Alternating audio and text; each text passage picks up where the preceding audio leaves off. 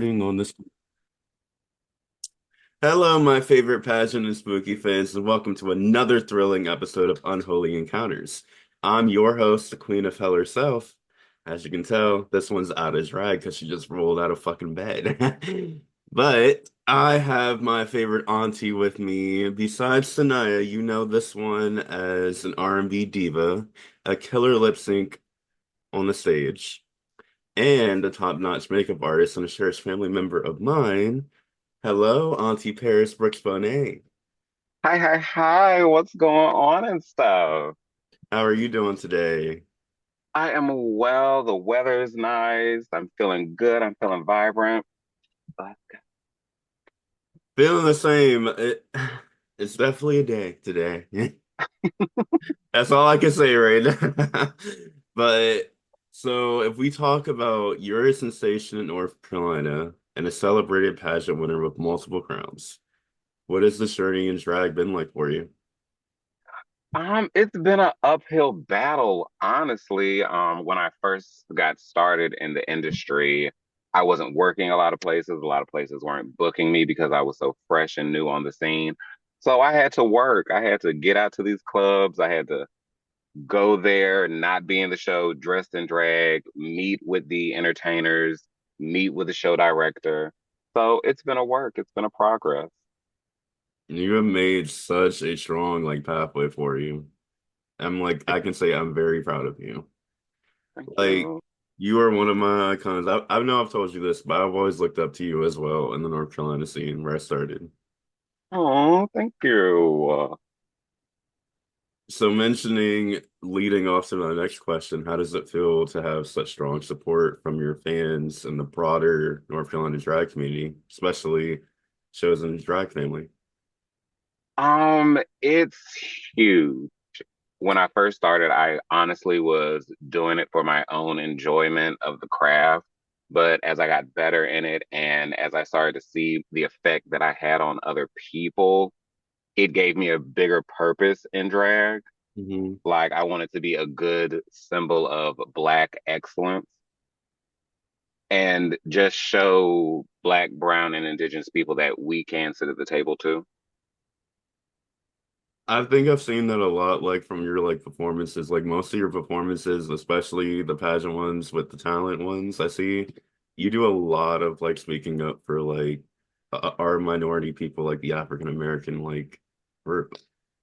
Because if we don't speak for ourselves, who's going to speak for us? Yeah. Nobody.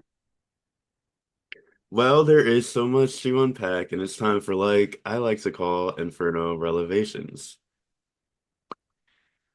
So let's start with your amazing achievements, winning your first pageant. Can you tell me what that was and what it was like to win your first crown? The first crown that I ever won was CC's Entertainer of the Year. I had tried for it, like, because back in those days, you had to win a month. I did not win any months when I first started. Like I went back to back to back to back to back to back to back to back. And I finally captured that crown. And it was like the most amazing experience for me because it was literally like my first time winning something like that. And that kind of gave me the pageant bug, if you will, to do bigger and better things. So I know this is a side note question, but for fans that don't know, I know this personally, being from North Carolina like I am where I started drag. But how does well, let me ask it this way. Mm. What is it like when you're a newcomer and going into the North Carolina scene? 'Cause I know you have to have pageant crowns to at least get bookings in the town. Ask the question again. How is it being a new entertainer trying So a new to? entertainer. So imagine I'm a new entertainer in the North Carolina Mhm. drag scene, and you have to, in order to get those bookings at the clubs that you want to, you have to win crowns at the end of the day. It's not so much like that anymore. Back when I was first coming up, that especially like legends, I'll use that for an example. There was Mhm. a point in time where you had to have some type of crown or accolade to work there. Yeah. They book like that for years. They've loosened up the reins, on that where anyone can work there. But my best advice would be go to your local club, see if they have talent nights or Mhm. amateur nights. And that's always a good way to get your foot in the door because if you have a good showing, they'll probably want to book you on another night. You have to be like when you're first starting out, you have to be very visible Yeah. because if they don't know who you are, they're not going to want to book you. It's a lot of like what I've seen, especially with Orlando where I live now. It's a lot of like networking, finding out who the people are, going out to these clubs, making sure that you're supporting drag so that they can support you. Mhm. So it's like help me, help you, help you, help me. Yeah, support starts at home. hmm So since then, you've won multiple titles like Miss Gay North Carolina America 2021 and Miss Club Cabaret 2021 as well. What has 21 was been a great competing year. at this level been like for you? It has been amazing. Like I love competing. I love the competitive aspect of it. It's been it's been costly. God knows it's been costly, but it's been fun. It's been a learning experience, and I can't wait to keep going. Side note question. How does preparing for pageants compare for regular? This goes back to the first question I was asking you. How does preparing for pageants compare to regular club performances? Think of preparing for pageants like preparing for a show on steroids. hmm Because when you're performing on a regular showcast, you're not being judged. You're being judged by the audience, but that's just that. But in a pageant, you're being paid. You're paying someone to judge you. Yeah. So at a pageant, it's more because you want to look like perfection, head to toe. At shows, it's a little more lenient. At pageants, you have to every T has to be crossed, every I has to be dotted. Yeah. So for me, I was not like I was telling Sanaya in my last interview, I was never a pageant girl. I tried multiple times, but I was like, this is not for me. It's pageants are like an acquired taste, but I honestly think everyone is good at pageants. You just have to find the right pageant for you. That's why I always look up to my family members, being that I'm the only one that hasn't won a crown besides other family members like my mom that hasn't as well. Serenity. But I look at that and I'm like, I look to you guys as role models like you, Sanaya, Malaya, Ivy, that have all won pageant crowns at the end of the day. Because you guys have seen from your pathways that you guys are working hard every day for your craft. Yes, God. Yes. Drag don't come too easy, fans. It don't. It doesn't. Drag ain't cheap. It ain't cheap. Oh, it ain't cheap, especially if it's good. Good drag is Yes. not cheap. Well, mentioning pageants, your talent segments are always captivating. You know, What is the memorable performance or concept that you're especially proud of? anytime I step foot on stage, honestly, anytime I do any one of my talents, whether it be Anita Baker or my spoken word talents, it's always a moment for me because when I'm on the stage, I lose myself in the song. Mhm. So if you watch any of my performances, they're never the same. Like they'll have key pieces that, okay, that's the same as the last time, but it's never always the same performance because I like to give that, what's the word I'm looking for? Like off the rip type of feel. Like I'm just showing how I feel at this moment in time. So you're feeding more into like your emotions. Yeah. Yeah. I think that's what you and like Sanaa have always told me. You want to do songs to how you're feeling right now compared to what the audience wants. Yeah, because if you're enjoying it, the audience will enjoy it. If you're hmm looking like you're having a bad time and you're feeling unsure about yourself, the audience is going to feel that. Like it's a give and take of energy and emotion. Yeah. So with your pathway in North Carolina, you have built such a strong network of other queens through pageantry. How is this? I just asked this question. So I can go ahead and skip this one. So I know that you faced a share of challenges, like not winning at certain national competitions. How do you handle moments like these, and what keeps you motivated to keep going? At the end of the day, I had to come to a realization that I'm human and all of my feelings are valid. And at the end of the day, there's going to be only one winner. Hmm. So if that's not me that night, it might be the next night. You always have to come back better than you were. And sometimes it's not even about winning the crown, it's the experience that you get on your way to the crown. Yeah, I think like you always have to follow up with that. Keep trying at something because if you don't keep trying and you don't build up the work, then what's the point Yeah. after more? I tried for Miss North Carolina 7 times and won on my seventh try. And I'm so proud of you for like because you had like a lineage of pageant crowns. Yeah, and that one always would elude me, but I said not this year. Yeah. I need my things. I need my things. That was a good year of competition. That was good. Well, now that we're in 2024 and you look back on those incredible moments, what reflection do you have as you continue your journey? That I can do it. Because sometimes as human beings, we're our own worst enemies. And I'm no stranger to that. Like I doubt myself all the times, but looking back at what I've accomplished in my time on this earth, Mhm. like, okay, if I can do that, if I did that then, I can do that now, and I can do that in the future. So that's what I'm my own motivation to keep on going because I know what it was like back when it wasn't a lot of bookings. I know what it's like when the money wasn't just out there. So know what that's like, not going back. Yeah, drag is always ever evolving and changing every day. Every day is something new. Like right now, I'm pretty sure like 5 people just decided they wanted to start doing drag. That part. Hmm. Well, a big question fans are dying to know.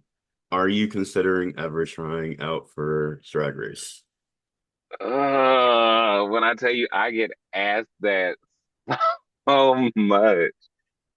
I've been thinking about it, like, because Drag Race is a whole nother entity in and of itself. Mhm. It's like a whole pageant, it's like a own thing.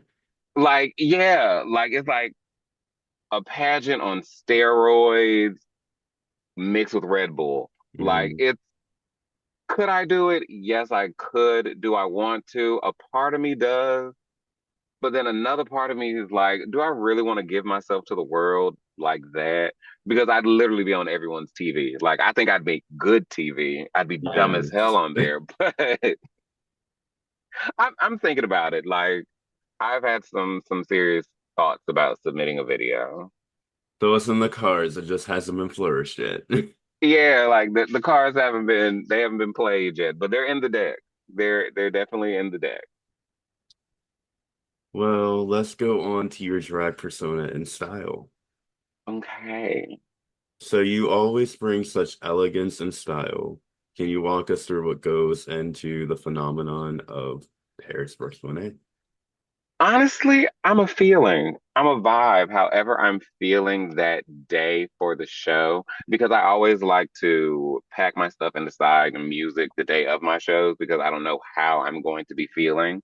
Like if I'm feeling happy and I want to do something fast paced or something sexy or dancey, and then that's how I'm feeling, I'm going to pick a song like that. But if I'm feeling sad and depressed about life, I'm going to pick me a depressing song or something to get my emotions out via music. So it's literally on how I'm feeling that day. Like we were saying before, fans, if you ever are a drag artist, perform what you know and perform based on how you feel. It's a mood, it's a vibe. It honestly is. Because I never wanted to be one of those entertainers that I'm only going to perform the top 40 or Mhm. what I think everyone is listening to. I like older music. I like different types of styles of music. And I know if I like it, I'm pretty sure someone in the audience is gonna like it too. See, that's how they kind of like classified me because it goes into your next question of R&B.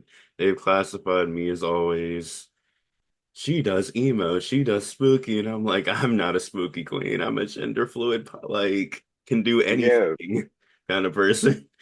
But the thing was with my art, I do more gender fluid stuff, so it's like new Hmm. stuff to drag. And so, Yeah. Like with certain styles of drag, you have to meet them in the middle to their with their comfort zone. Because if you just give it all to them, like push it on them, they're just gonna like cringe. I don't like it. I don't want it. So you mhm. have to like wean them into certain things and like certain looks because they're just used to seeing the standard of drag, the hair, the body, the nails, the glamour of it all. But there are different sides to drag. Drag is definitely fully faceted. There's different faces to it. There's not just one specific look of drag. I think that's how I felt like mentioning off of that when I was watching different drag race on different countries because I'm like, that like you guys do differently than America, and then you guys do different than UK. Yeah. And I'm like, there's Like, a different style in like every country you and place you go to. yeah. Well, mentioning your style, you've known for powerful R&B lip sync performances. What inspires you to choose these songs, and how did they resonate with you on stage? I swear I hate I'm gonna sound like a broken record. I'm literally all about feelings and vibes. Um, I'll give you an example. Like when I performed Jill Scott Long Walk, Hmm. I'm feeling very tribal. I'm feeling like I'm actually Jill Scott at the moment and I'm taking a long walk through the park with someone I'm talking to. Like I put myself into the song that I'm singing, and Yes. I think that's how I portray the emotion of it by I'm playing out how I would be doing this song. Hmm. Like if you were to watch a music video, that would be me. Well, mentioning your costumes and your makeup, going with the style, what is your process for selecting or designing outfits? And where do you draw your inspiration from? Um, in this era of my life now, I'm a body girl. Like I like everything to be proportionate. The shoulders need to match the hips, the tits, like all of that. So I like to wear tight clothes to show that off because I like to look like a woman on stage. So if it's tight and it makes me feel sexy and it makes me feel good, I'm gonna wear that on stage. And the makeup is the same way. Like whenever I'm on Facebook Live doing my makeup, it's like, what am I feeling? Like, what am I wearing? Am I wearing something blue? Do I want to put something blue in my eye? Like, it's literally like, I feel like this today. It's like a play with like makeup or costume. I see it as It's what your drag works and what love. doesn't work.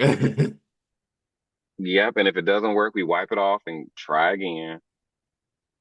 Well, I am going to have our first break of the evening right here.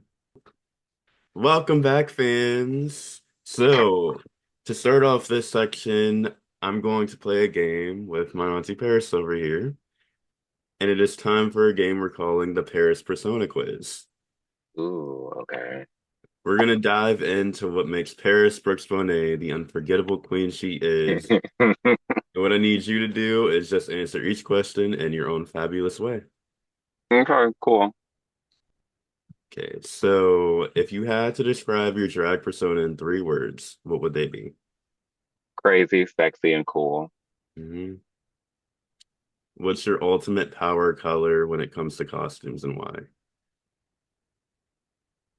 Black, because black all by itself is elegant. If you could choose only one lip sync to one R&B song for the rest of your career, which one would you choose? Ooh, just one Yes. hit, one R&B song. Hit. Man, come on, just one. I'll let you pick your top 3. How about that? Okay.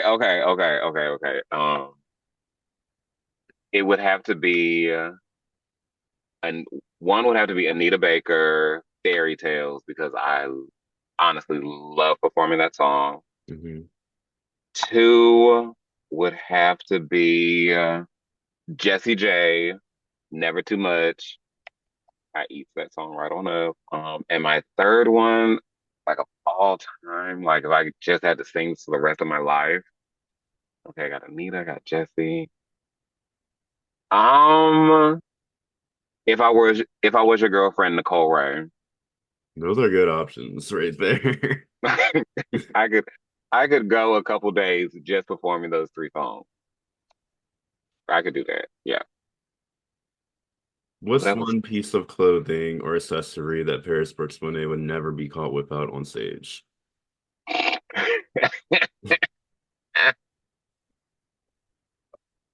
in this version of myself now, I would never be caught on stage without body, Hmm. without nails. It, it's cringy now. If I don't have nails on, it's just like, ugh.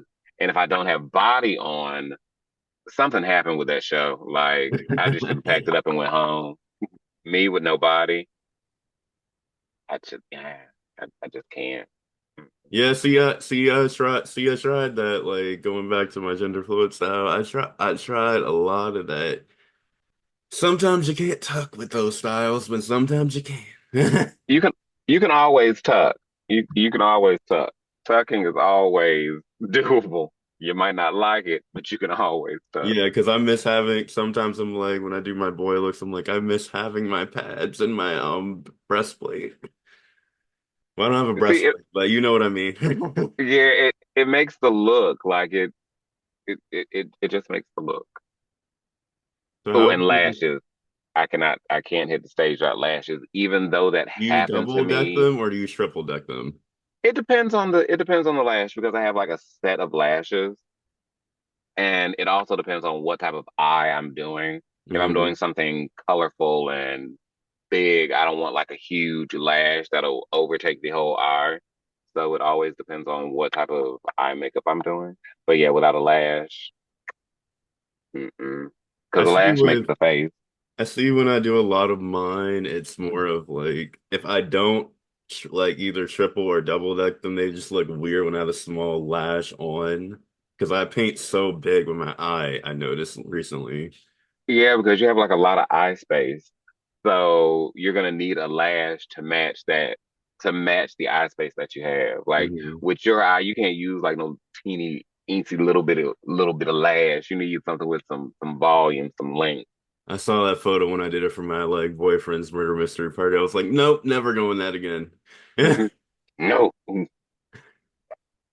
So, how would you describe the signature look that you're best known for? anything in a cat suit.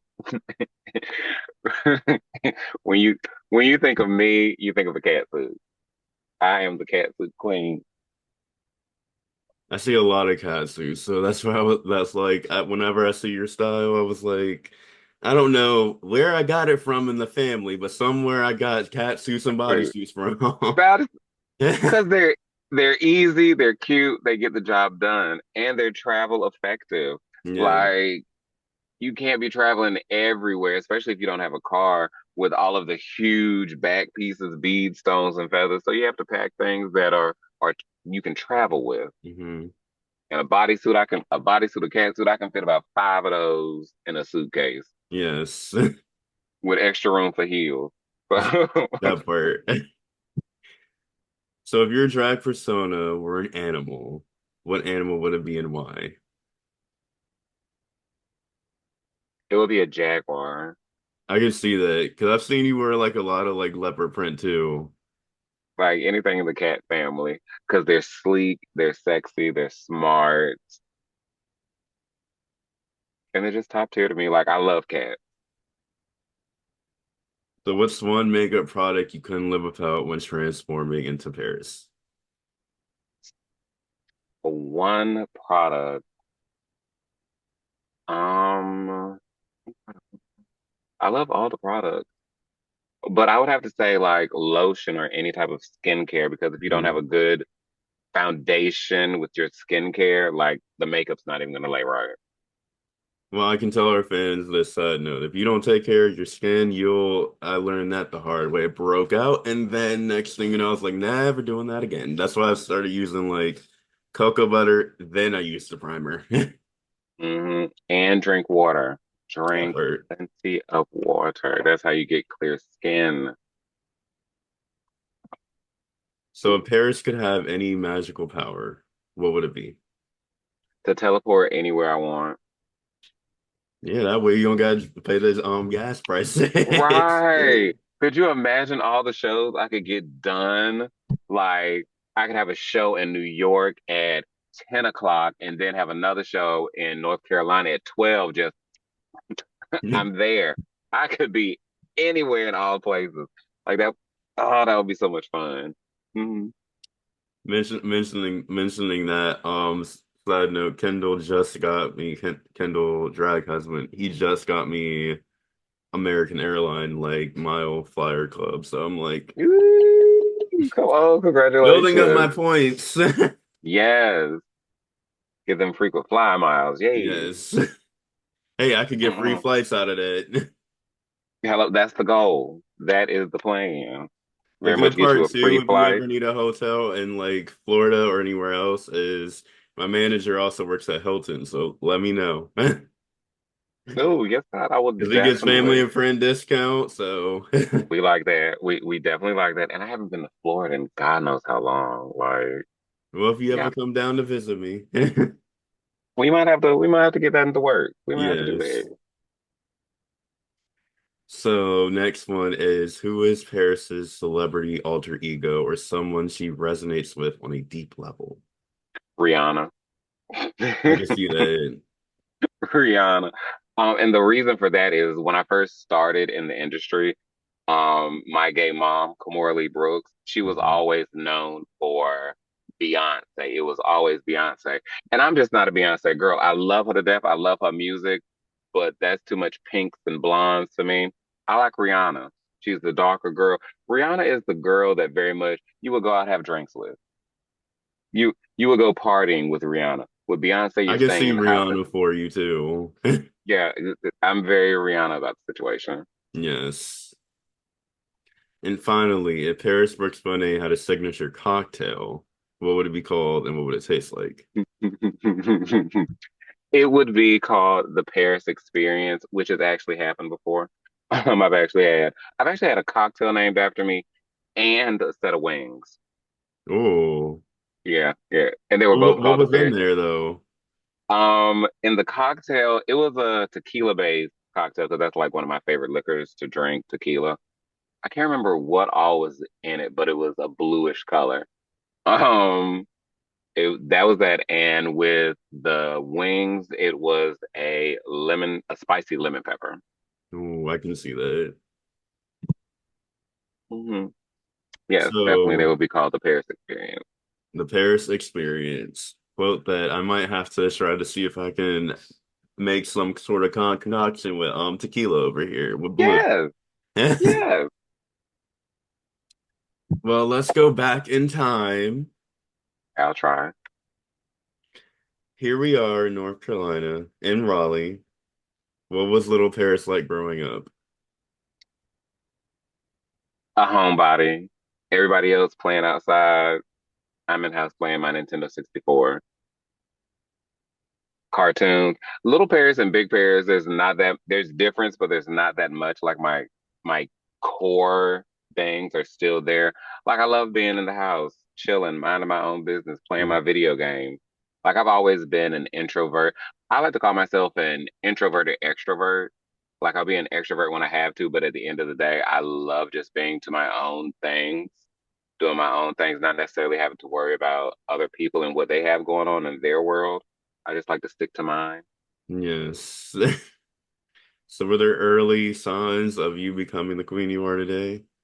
God, no, I didn't get introduced to drag till my junior, senior year in high school.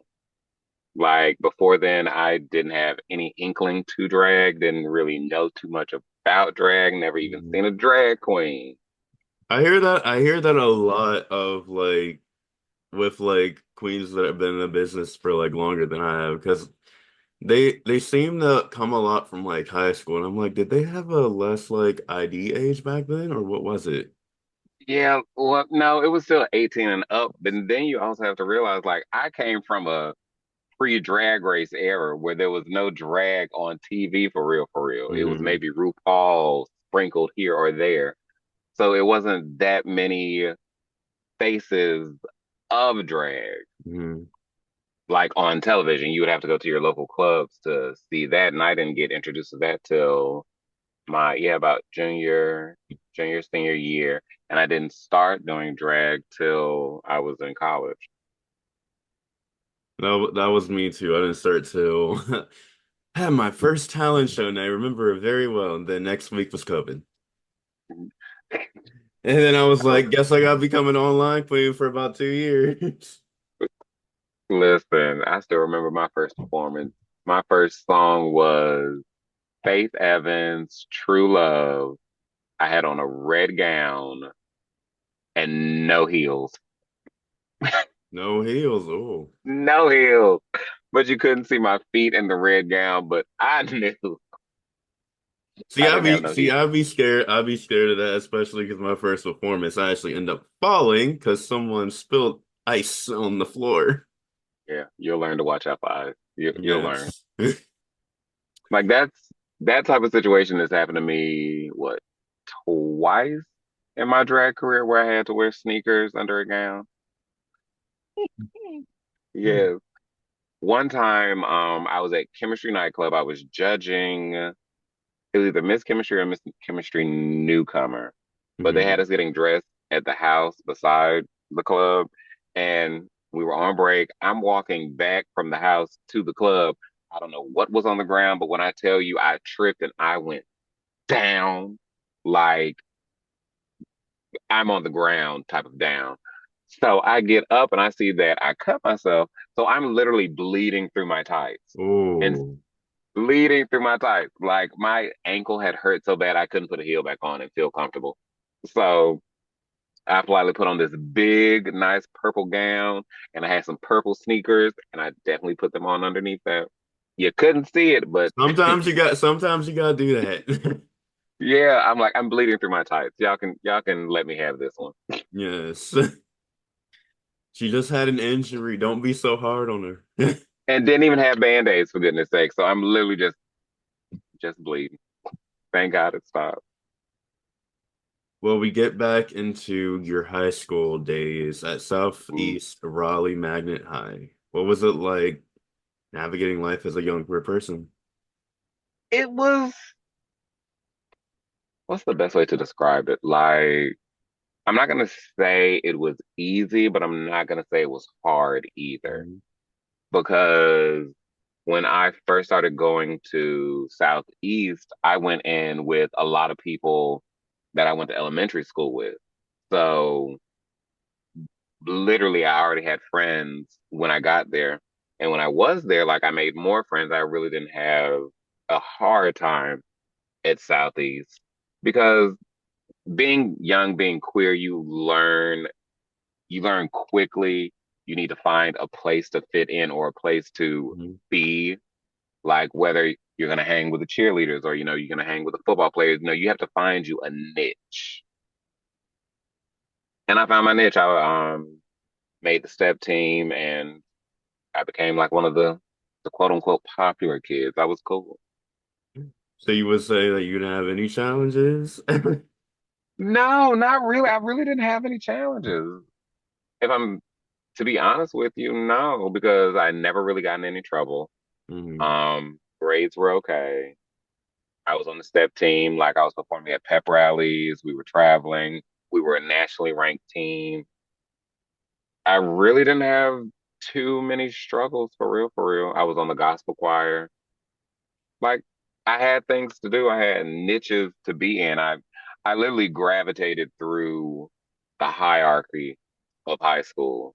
Like because I knew everybody and I was friends with everybody. So I Mhm. really didn't have any problems with anybody.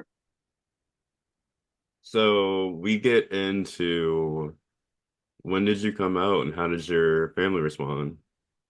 I came out my sophomore year and it was smooth. Like, came out to my mom. She really didn't have a issue per se with it. The Mhm. only thing she was worried about was me being safe and just regular parent things. Yeah. So I didn't have the hard coming out story like I know so many other people have had.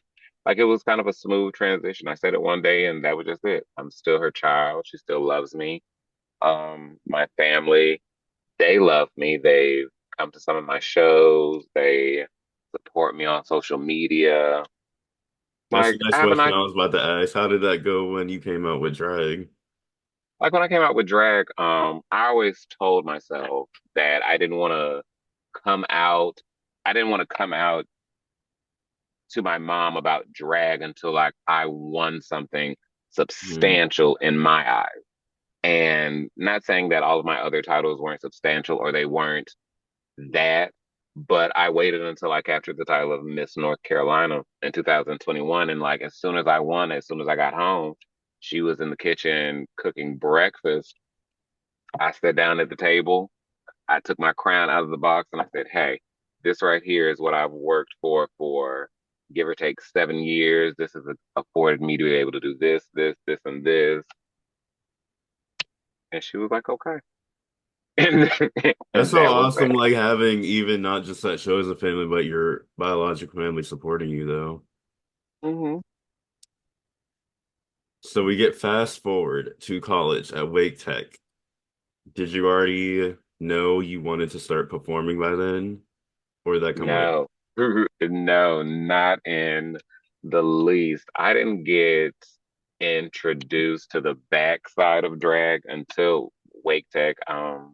I met someone named Lloyd Finch. He's the one that introduced me to my gay mom, Kamorley Brooks, and like he also introduced me to Ballroom also. But a situation had happened with them to where they were behind on rent. So they made the executive decision that everybody that was at the house, they were all going to enter into the talent show at CC's nightclub Hmm. to to help pay bills. So they got me in drag. That's when I did Faith Evans, True Love, and they put me in drag. And from that moment, that's when I knew, like, okay, I want to do this. Like, I think I can do this. That answers actually my next question actually. Let's move on to what was the first time like being on that stage, getting that makeup put on you and just performing that Faith Evans song? It was nerve-wracking because when you're on that stage, like you're literally in front of everybody. Like, what are they gonna think? Are they gonna like this? Are they gonna like me? Do they like my outfit? Like all of these things run through your mind.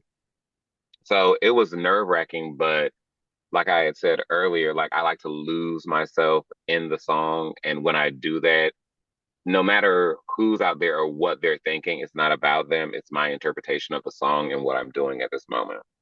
Was it an instant love for the art after that, or that come later?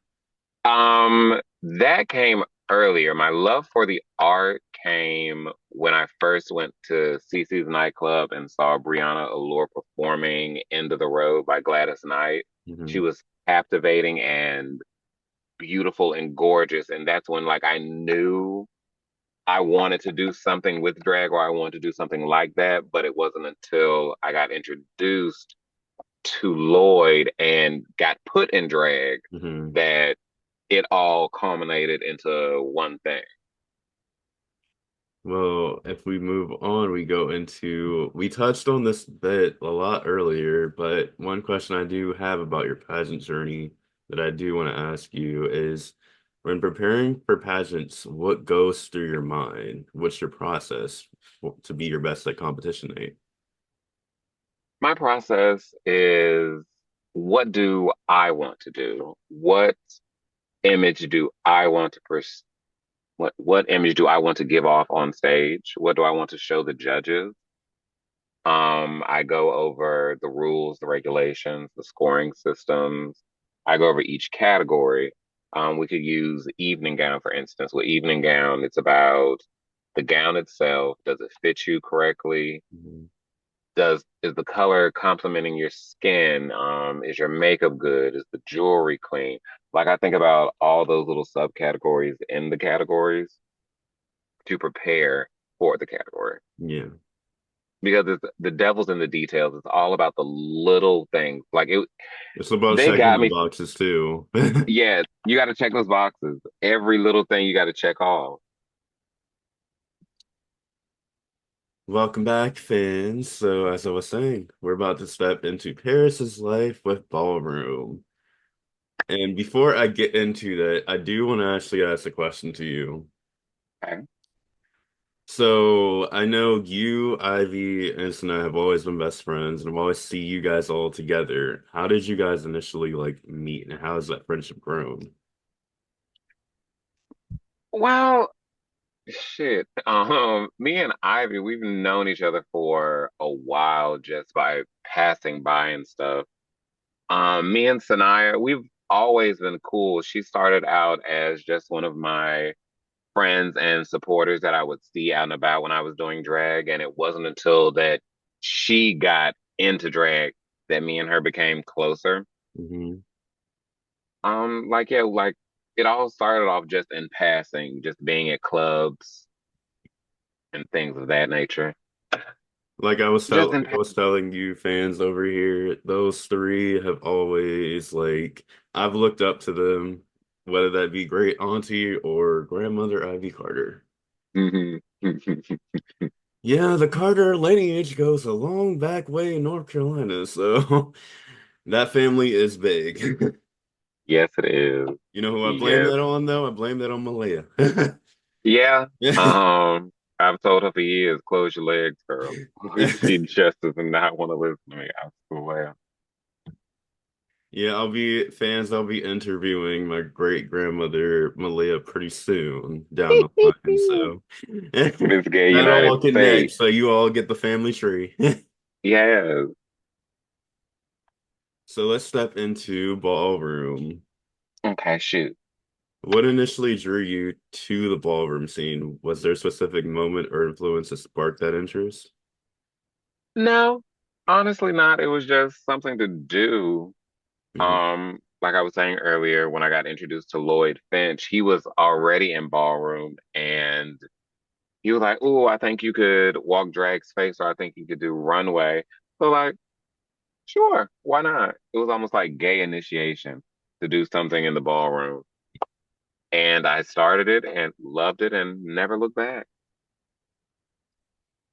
What is your, can you tell us like about your ballroom family and what is being part of that house support and inspire your work as a drag outside of that as well? Currently I'm in the House of Ebony. I've been in the house for a little over 10 years. I got deemed a legend in the house, well, for the house. Um, Support looks different for everybody.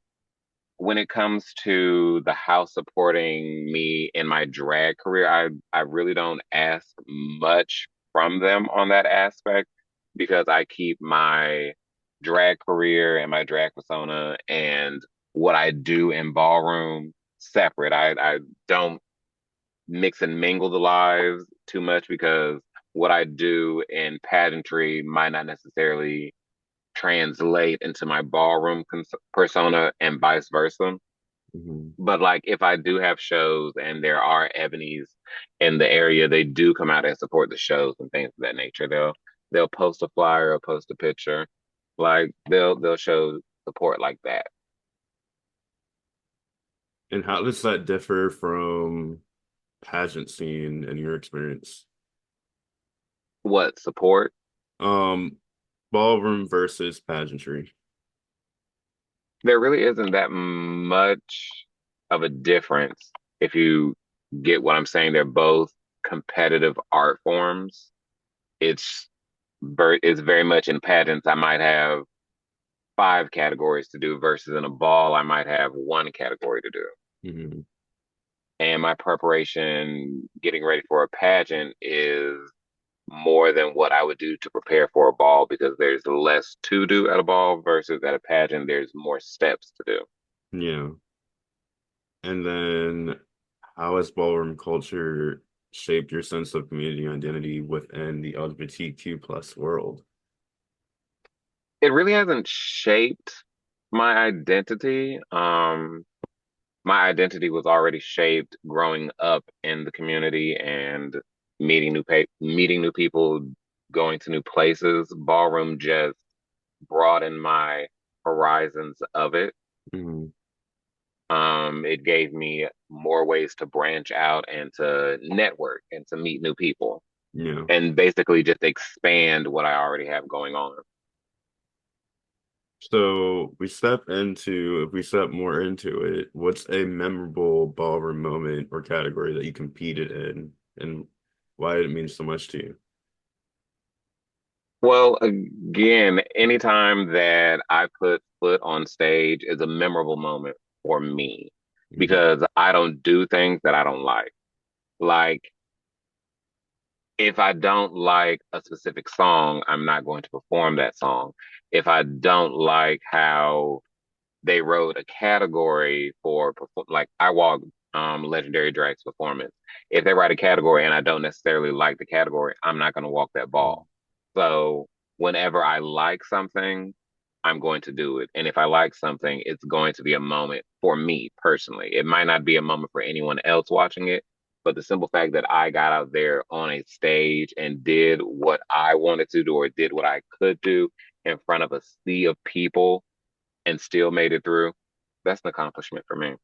So it has to speak to you more personally. Yeah. And then if we talk about with pageants and drag, how do you prepare for ballroom events compared to when you're preparing for drag events or pageants? Like I stated a second ago, when preparing for a pageant, there's more steps to check off versus with a ball, they don't ask for much. So nine times out of 10, there's not much preparation for a ball because I can literally just go into my closet and pull something out. Versus for a pageant, they might be asking for something specific, like we want presentation in white and all white with a touch of black. That's something that you're going to have to get made if you don't already have it in your closet. With ballroom, nine times out of 10, whatever they ask me for, because I do drag, I'm already going to have it in my closet. So I really don't have to prepare much for ballroom. I think the first time I saw you perform and like, because I watched Pose with Serenity before, aka my drag mom, Mhm.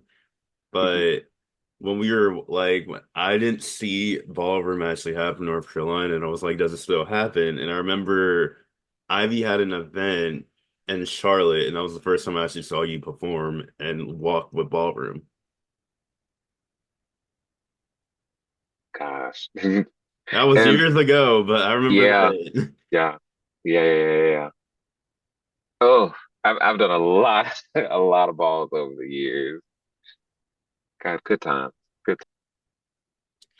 Okay, so what are some ballroom icons of yours, and how have they inspired you in drag and in your ballroom journey? Um, uh, my three favorite would have to be Sanaya, Me, Sanaya, Mika, and Deja. I love Sanaya because she is quintessential sexy performance. When you think of sexy performance or just Mhm. performing sexy, you think of Sanaya. Mika, I've always loved the way she vows and performs. And she has one of my favorite duck walks of all time.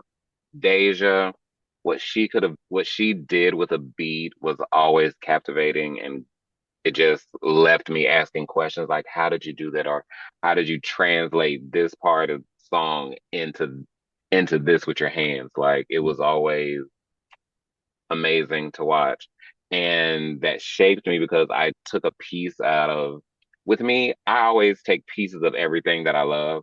Like if I love how someone performed this song, I'm going to take a piece from that and incorporate it into how I would have done it.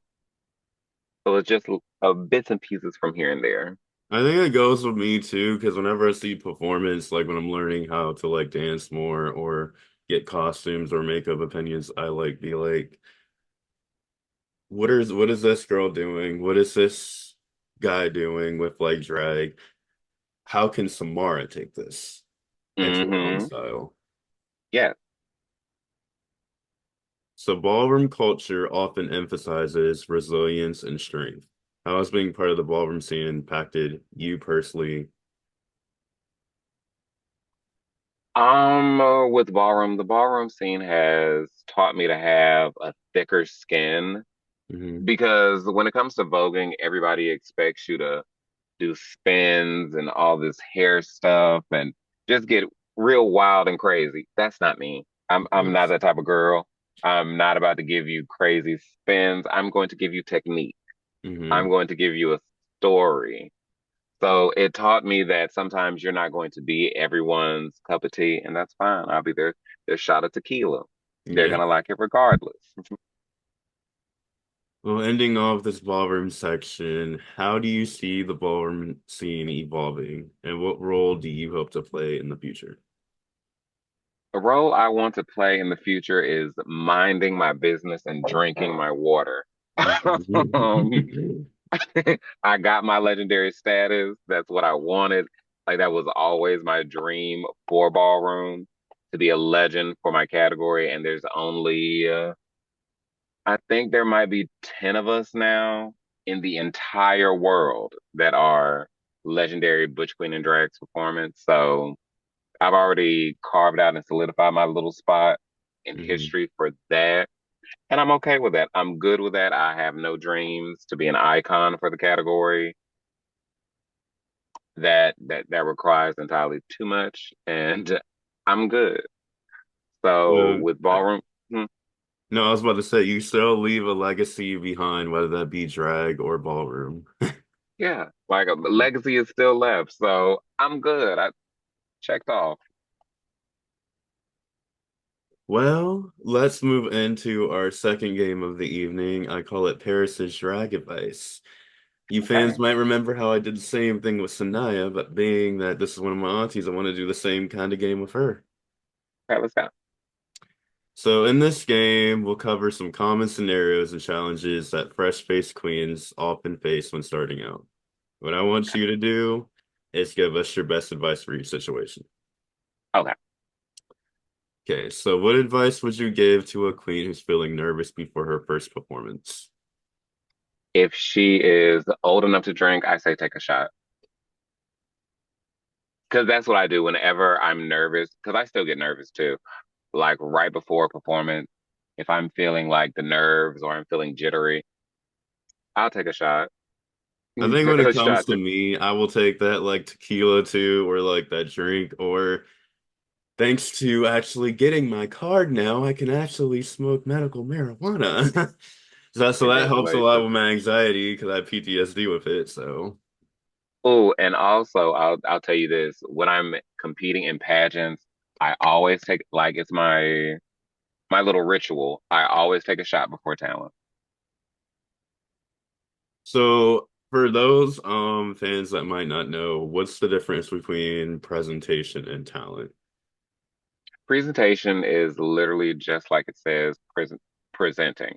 Hmm. So that's basically when you're presenting yourself to the judges and to the audience.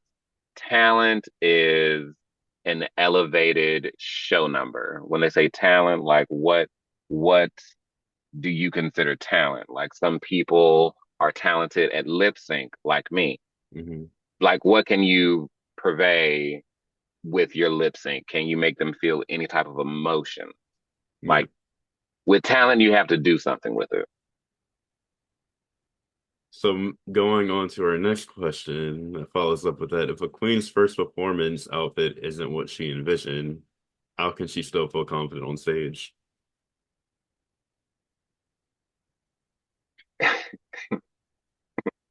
If it's okay, with that question, if an outfit isn't what she envisioned, why would she have it on then?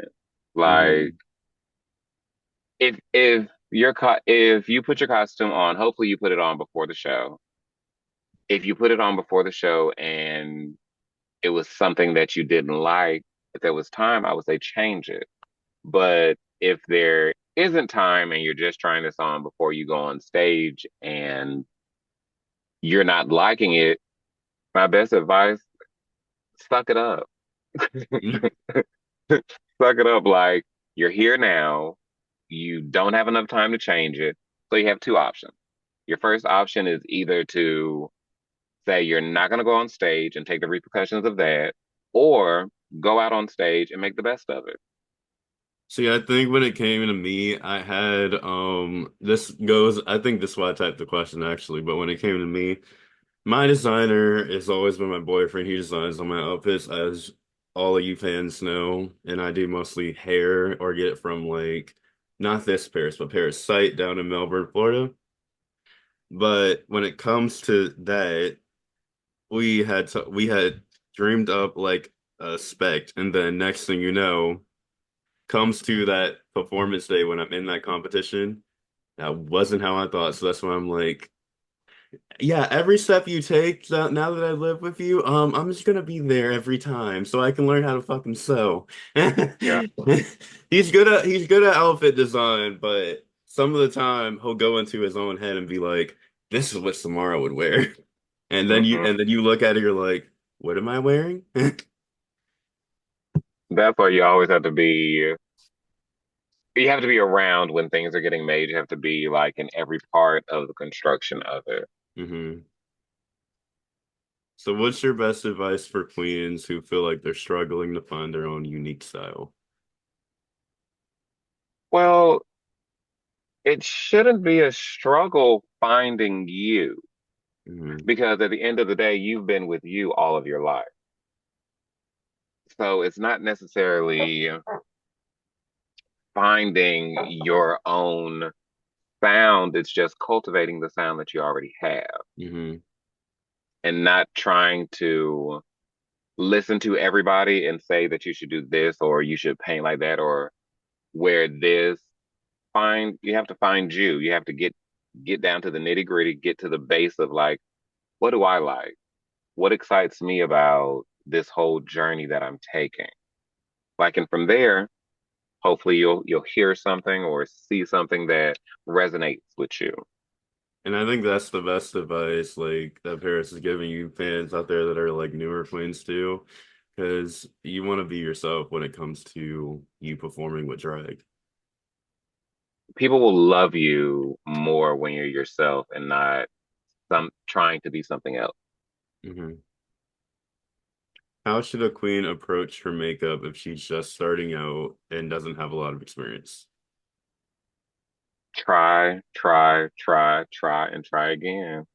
Like the best part about makeup is if you make a mistake, you can wash it off and do it again. hmm It's not permanent. So if you're just starting into drag and just getting into drag makeup, I would say practice. Watch you hmm some YouTube tutorials, or if you already have friends that are doing drag, ask for some pointers or ask them, can I dress you one night for a show and just be with you and watch their process of getting into drag because that's how I learned a lot with my makeup. It was just being in the dressing room, seeing what other queens did with their makeup, how they applied their makeup, and certain little tricks and nuances that they use. Like wherever I go, it's always a learning experience and a learning journey because you can pick something up from anyone you come in contact with. Trial and error. Trial and error. That's what I got told always. And I can tell you Samara's face has definitely changed. You've seen the photos on Instagram, Auntie.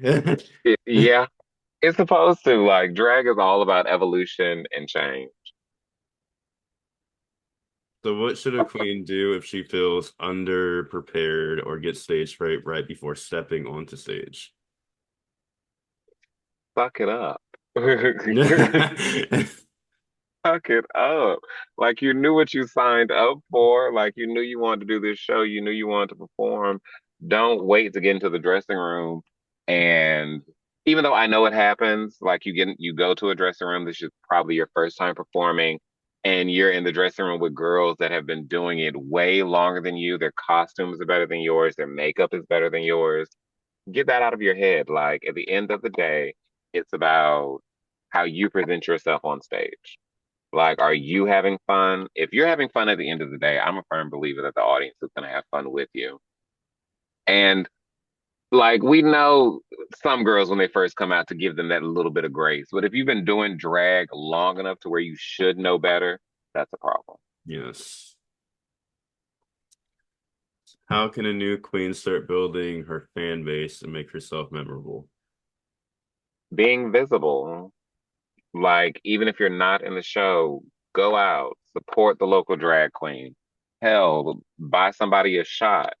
Like you just have to be visible and be seen, especially in your early years of drag. There was once upon a time to where I had to go out to the clubs to get bookings. Like if I wanted to be booked, I would have to go out on one of their show nights, speak to the show director and things of this nature. Now I'm blessed enough I don't have to do that so much anymore. I can literally just stay at home and get a message, "Hey, are you available?" Yes, I am. It's all about visibility. Yeah. And a plus would be having a good social media influence. That's always a plus. If you can promote yourself on social media, you can do it anywhere else. You know, the world is always like changing. Pretty soon I got told this by Kendall because he works in software engineering. The world will soon turn to AI, and I'm like, so how does that affect my career? Baby, listen, it's gonna affect everybody. Yeah, that's the one. So if a queen is low on funds but wants to start competing, how can she make the most on a tight budget? Don't compete if you're not prepared for it. Mm, Like if you know you're financially not ready for all of this, don't do it. Don't try to scrape and scrimp just to compete. The pageant, the show, it's always going to be there. yeah. Um, don't don't spend bill money trying to get ready for a pageant. Mm, Like at the end of the day, that pageant's going to be there. Your house might not be if you don't pay those bills. yes. So priorities. It's all about priorities. How does the queen know when she's ready to enter her first pageant? That's the queen. If she feels like she's ready. Can't no one else say, "Ooh, I think you're ready." If you're not feeling it in yourself, like I'm ready to compete on this level, I'm ready for the competition, I've prepared, all of my T's are crossed, all of my I's are dotted. It's on that individual. If they've done the work for it, then they're prepared to do it. But if they can't ask themselves those type of questions and those are the answers, they shouldn't do it. Well, to end off our game right here, one more question I have is, what's that one piece of advice you would give to any queen starting out, no matter where she is on her journey? Be humble. Hmm.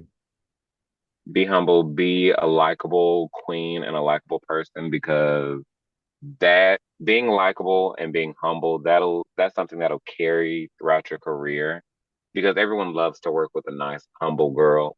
No one wants to work with a bitch, honestly. Well, that has been Paris's drag advice. For you guys, new queens, or even like you're established, if you want to take the advice, go ahead. Yeah.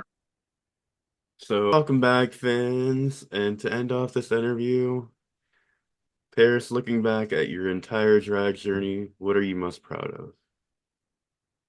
Um,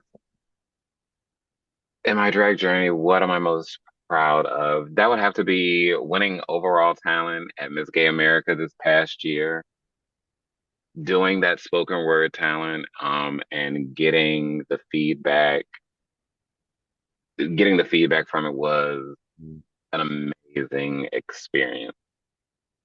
I remember seeing that performance on Facebook too. I was like almost trying not to cry. A lot of people cried. It was It was a thing. It was a moment, Yeah. a memorable moment in time. So as you continue to grow in your career, what is on the horizon for Paris Brooks Bonet? Living life, preparing for Miss Gay America in January, and basically just living life. Living at the best of my ability, having fun, meeting new people, traveling new places, and dealing with Trump for 4 years. That part. Yeah.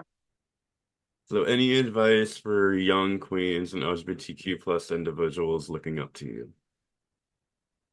Always be aware of your surroundings, be humble, be kind to people. The world needs a lot more kindness, especially nowadays. Don't be afraid to ask questions if you don't understand something. And every older queen is not being shady to you. Sometimes take the criticism, grow from it, Mhm. and remember to have fun. Don't try to cram yourself into a box of what you think other people want you to look like or how they want you to act. Always be true to yourself. Well, Auntie, I love you so much. I love This you too. conversation has been such a joy. Thank you for having me. I'm gonna say it's really inspiring to see what you have made on your pathway for your journey. Oh, the lights. God, I hit There the we light go. switch on myself. I'm back. So before we wrap up, is there anything you like to promote or plug or any social media links where people can follow you? If you have Instagram, you can follow me on Instagram. It is simply Paris. It's spelled the correct way, no underscores. My Facebook is Paris Nicole Brooks Bonet. And that's pretty much on my social media platform. And I think my TikTok is simply Paris too. And fans, I'll be putting those links into the description for you if you would like to follow Paris Brooks Bonet. Follow me, follow me. I just want to say thank you Thank so you, much thank for you. joining me and sharing your Thank you for having me. journey, your wisdom, and your incredible spirit that lights every stage you step onto. Oh, thank Pageant you. world to the ballroom. You've shown what it means to being passion, authenticity, and resilience to everything you do. Thank you, thank you, thank you, thank you, thank you. I try to do a little something for the people.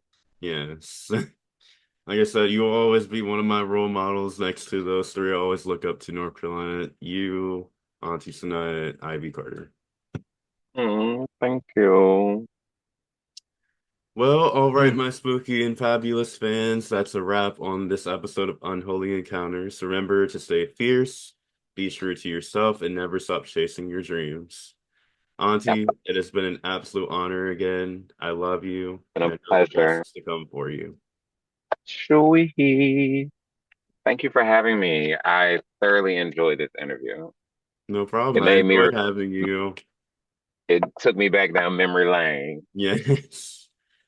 Well, until next time, this has been the Queen of Hell herself. You can call me the Party Demon of Hell, Samara Hex Di'Angelo, signing off. Remember, fans, stay spooky, stay fabulous, and we'll see you in the next encounter. Bye.